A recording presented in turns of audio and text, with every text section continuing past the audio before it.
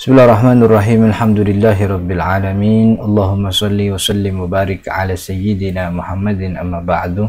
Assalamualaikum warahmatullahi wabarakatuh. Teman-teman yang dirahmati Allah, ini adalah episode kelima dari kuliah waris online kita, dan pada episode kali ini kita akan bahas tentang rukun waris yang pertama, yaitu al-muwarris atau pewaris atau orang yang mewariskan hartanya.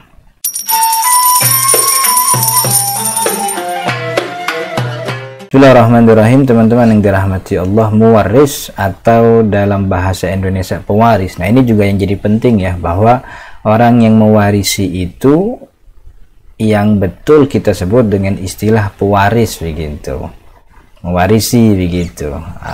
Sedangkan ahli waris adalah orang yang mendapatkan warisan. Maka ada beberapa terjemahan Indonesia yang mengartikan al-ulama warasatul anbiya, ulama adalah pewaris para nabi.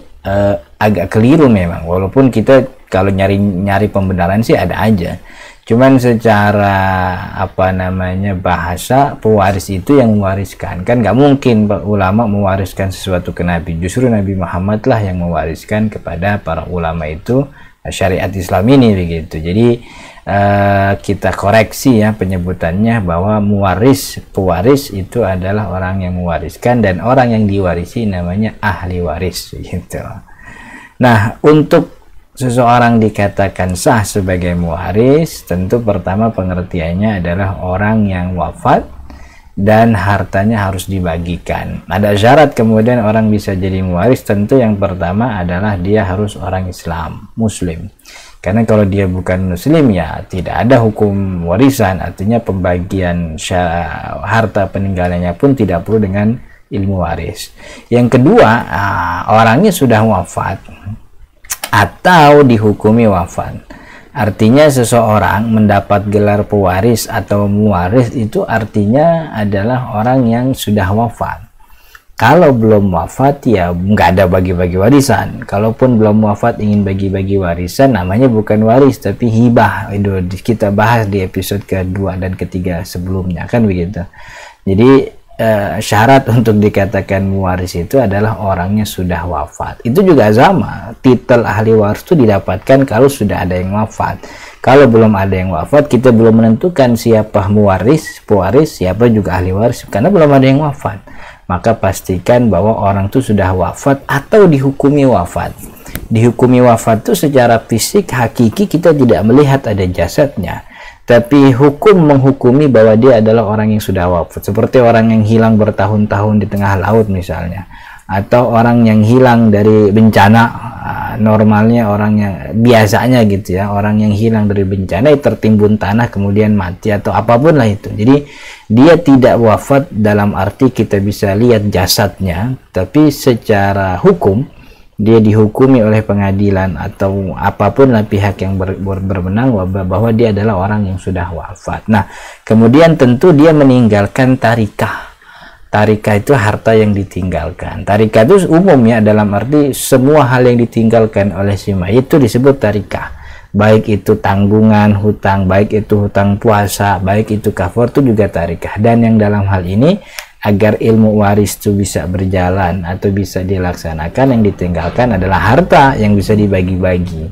Maka kalau tidak ada harta ya nggak ada warisan, karena syaratnya waris itu kan wujudul mal, adanya harta yang ingin dibagikan. Nah, kalau dilihat dari pengertian dan syarat, rasanya memang kita semua, bukan rasanya, pastinya kita semua akan jadi pewaris. Pastinya kita akan semua akan jadi pewaris, entah dalam waktu dekat atau dalam waktu yang cukup lama nantinya. Maka sebagai orang yang akan jadi pewaris, yang akan mewarisi harta kepada ahli waris kita, tentu ada beberapa hal yang mesti diperhatikan. Pertama, sebagai calon atau dikatakanlah kita tuh mestinya jangan sampai berwasiat keliru. Artinya wasiat sudah ada ketetapannya, dia tidak boleh diberikan kepada ahli waris, dan wasiat juga tidak boleh melebihi sepertiga. Maka jangan berwasiat yang keliru, yang akhirnya nanti membuat sepeninggal si mayit keluarganya menjadi berantakan, dalam arti bermusuhan.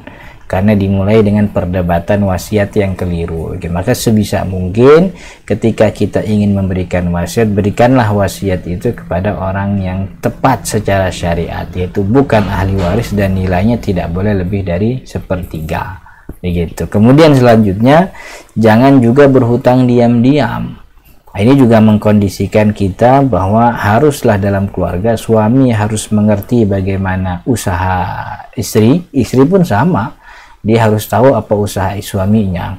Jangan tiba-tiba suami tahu-tahu datang bawa uang 10 miliar tanpa tahu kerjaannya apa, itu kan mesti ada curiga kan gitu.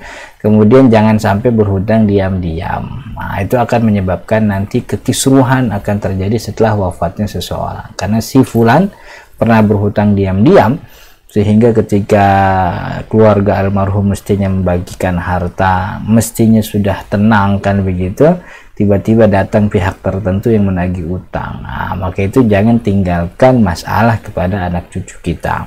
Kemudian selanjutnya, jangan mengabaikan musyawarah keluarga.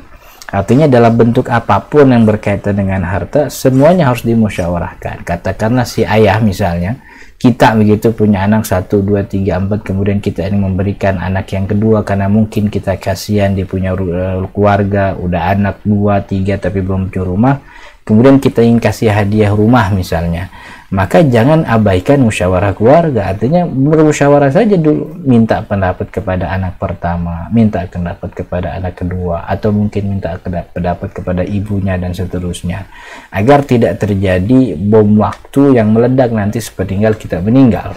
Kan itu yang biasa terjadi, karena orang tua mungkin memberikan sesuatu atau mengoperasikan sejumlah nilai hartanya tanpa diketahui oleh keluarga, sehingga ketika dia meninggal ada beberapa item hartanya yang jadi masalah begitu, dan itu terus berlanjut dalam waktu yang cukup panjang.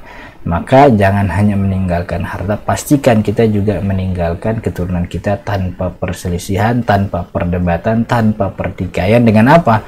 Dengan mempelajari ilmu yang baik, dan tentu yang paling penting mengajarkan iman kepada anak-anak agar tidak menjadi orang yang wealth oriented begitu ya, yang hanya memikirkan kekayaan begitu.